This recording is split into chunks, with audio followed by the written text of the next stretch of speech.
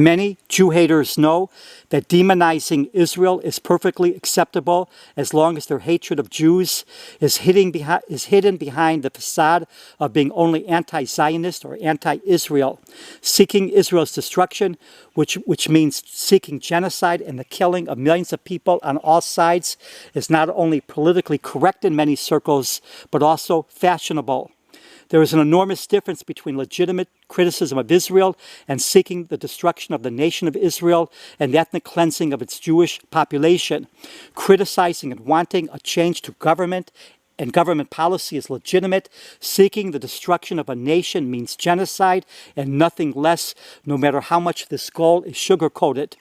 There is no excuse for the continued dissemination of the most virulent anti-Jewish, anti-Israel defamation to continue without a response. Social media corporations censor many things arbitrarily, but when it comes to demonizing Jews in Israel, there is little to no censoring.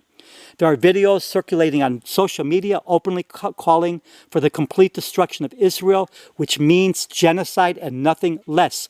A lot of people want this genocide. They pretend that Israel is demonic, while the enemies of Israel, who openly proclaim their goal to murder Jews and do everything they can to murder Jews, are the opposite of demonic.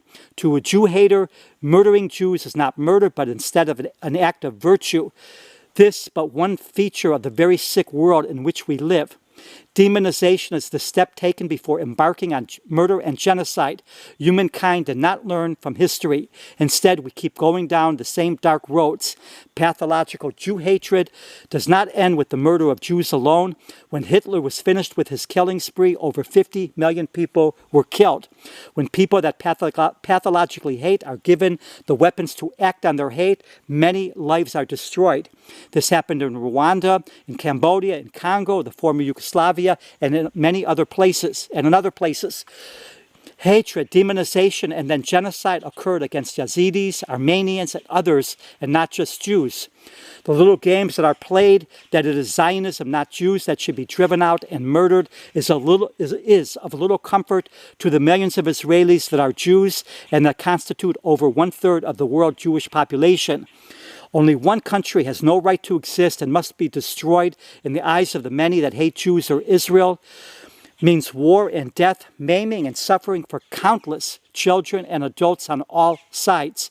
Destroying Israel means genocide and the death and maiming of hundreds of thousands, if not millions of people on all sides. The blatant hatred and demonization of Israel and Jews continues to be unaddressed or minimally opposed, no matter how pathological and destructive this is. Nazi Germany demonized Jews, which opened the door to genocide and the slaughter of millions of helpless people. Anti-Semitism, or the hatred of Jews, must stop being fashionable and acceptable, no matter how it's expressed, no matter if it's disguised behind the fiction that they're only anti-Zionist and not anti-Jew.